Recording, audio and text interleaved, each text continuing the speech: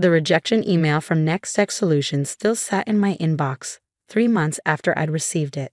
I hadn't deleted it, partly as motivation, partly as a reminder that even the most qualified candidates face rejection. Thank you for your interest in the senior cybersecurity analyst position at Nextech Solutions. While your academic credentials are impressive, we're looking for candidates with more practical industry experience. Your skills aren't what we're looking for at this time. I had spent weeks preparing for that interview. I'd studied Nextech's infrastructure, identified vulnerabilities in their public-facing systems, ethically, of course, and even developed a comprehensive security roadmap tailored to their specific needs.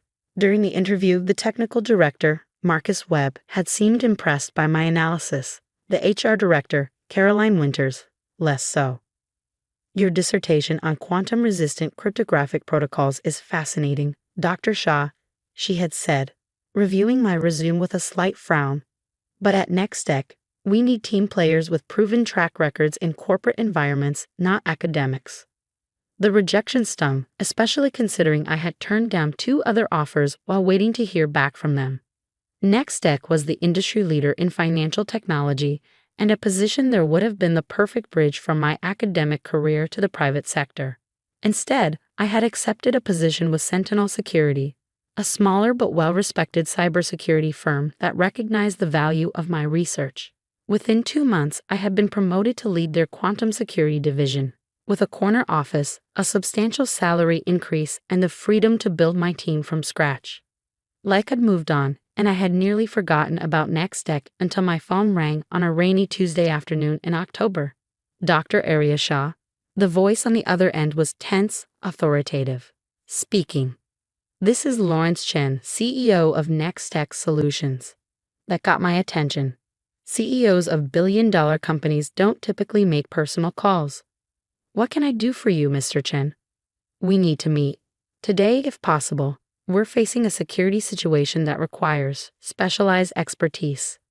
I checked my calendar, already knowing it was packed with client meetings and team reviews. I'm afraid my schedule is quite full this week, perhaps next. Dr. Shah, he interrupted, we're facing a security crisis that could potentially bankrupt our company within days. Your former professor, Dr. Winters at MIT, says you're the only one who can help. Please. The desperation in his voice was palpable, but so was my memory of Caroline Winters' dismissive tone during my interview. May I ask the nature of this crisis? Not over the phone, but it involves quantum cryptographic vulnerabilities, exactly your specialty. We'll pay whatever consulting rate your firm charges.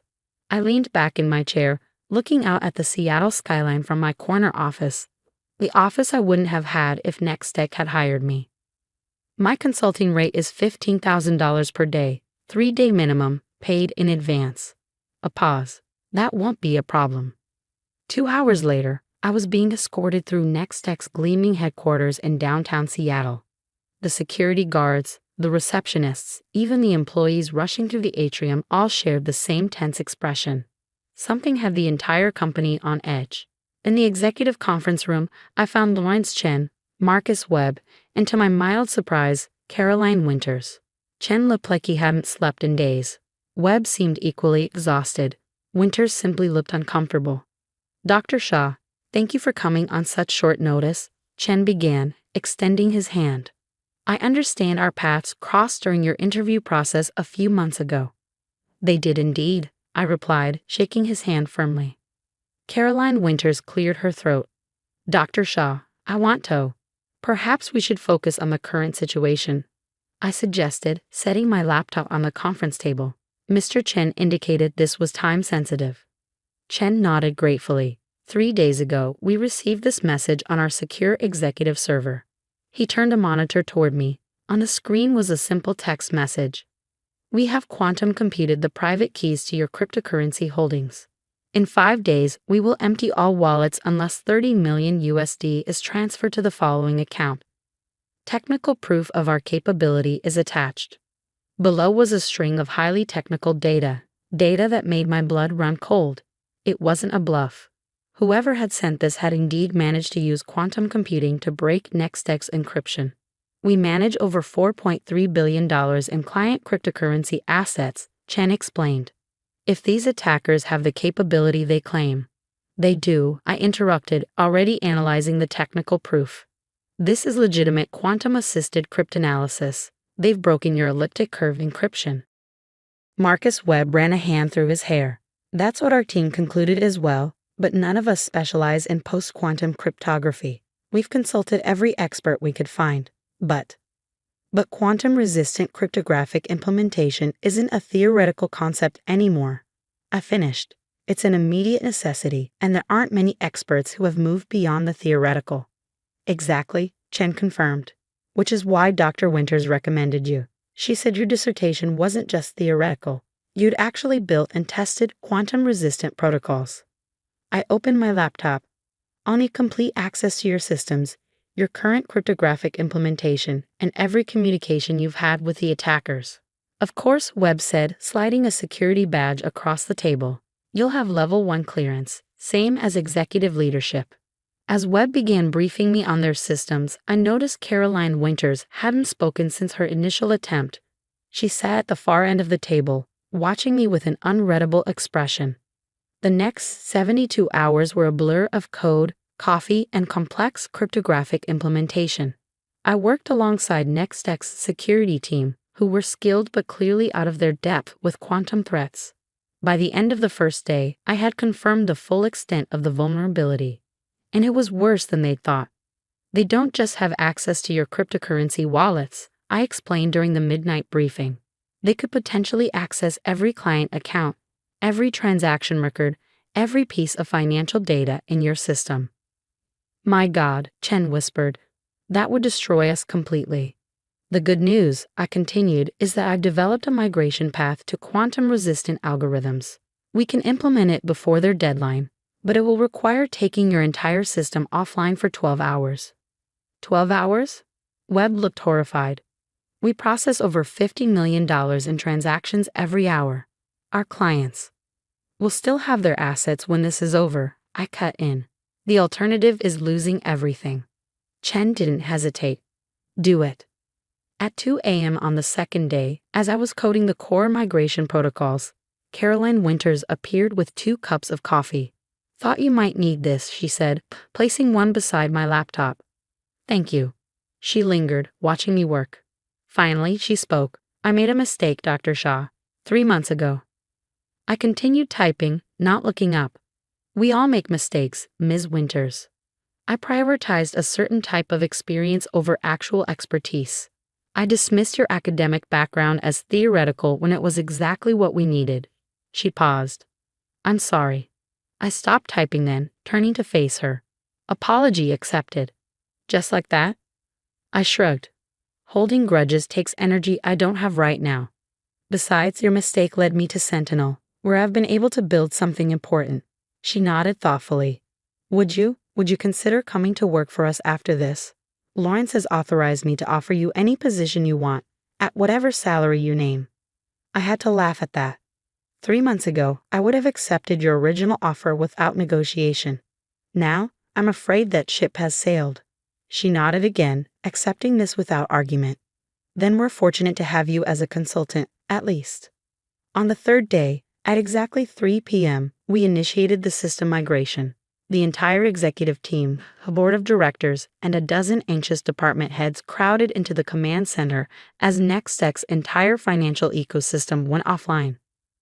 Beginning quantum-resistant key generation, I announced, executing the command sequence. For 12 excruciating hours, we watched as the new cryptographic architecture deployed across thousands of servers. At hour 6, we received another message from the attackers. We see what you're attempting. It won't work. Will it? Chen asked quietly, standing behind my chair. It already is, I replied, pointing to the progress indicators. They're bluffing now. At 3 a.m., exactly 12 hours after we began, the system came back online, now protected by cryptographic protocols that would resist quantum computing attacks for the foreseeable future. Test transaction, Webb called out. Successful, responded the security team. Client account verification.